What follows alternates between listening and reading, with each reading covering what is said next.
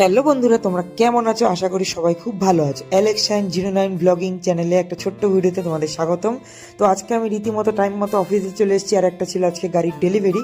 তার জন্য সকালবেলা খুব তাড়াহুড়া করেই ঝটাপট কাজগুলো সেরে নিয়ে ঝটাপট ডেলিভারির উদ্দেশ্যে রওনা দিয়েছি। আর গাড়িটা প্রায় রেডি, আমাদের এই ছোট্ট ভাই গাড়ি রেডি করে রেখেছে, আর সঙ্গে আছে মিস নন্দিনী। আর দাদা গাড়ি ডেলিভারি দেওয়ার জন্য এখানে রেডি হয়ে গেছে। সব কাজ কমপ্লিট করে অ্যাট লাস্ট আমরা গাড়িটার কিছুটা রিভিউ নিচ্ছি। আর এই অ্যাকচুয়ালি রিভিউটা দেখতে হলে অবশ্যই লাইক, কমেন্ট, শেয়ার, সাবস্ক্রাইব করবে, তাতে তোমাদের আরও আমি নতুন নতুন ভিডিও দেবো। আর এই দাদারা আমাদের গাড়ি পেয়ে খুবই খুশি। দাদারাদের আমি বলবো আরও তোমরা আরও 2-3টে কাস্টমার নিয়ে এসো, যাতে আমাদের সেলটা আরও বেশি হয়। তো দাদাদের গাড়ি ছিল এটা। ডেলিভারির পর আমরা চলে যাব একটা শ্রাদ্ধ বাড়িতে খেতে, আর যার বাড়ি যাবো সে আমাদের শোরুমেরই একটা স্টাফ। আমরা সবাই সেজে গুজে ফর্মা মেরে এই দাদাকে সঙ্গে নিয়ে চলে যাবো শ্রাদ্ধ বাড়ি।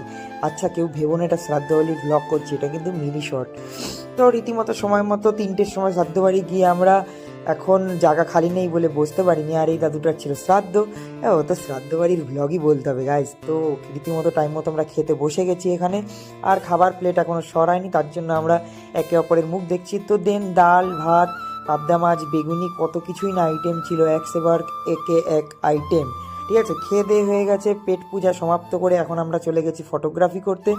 আর লোকের ক্ষেত পাড়িয়ে পুড়িয়ে যা তো অবস্থা গাইস, কিছু বলার মতো না। যদি দেখতো সত্যি পাছার ছাল চামড়া লাল করে দিত, এটা বাস্তব কথা।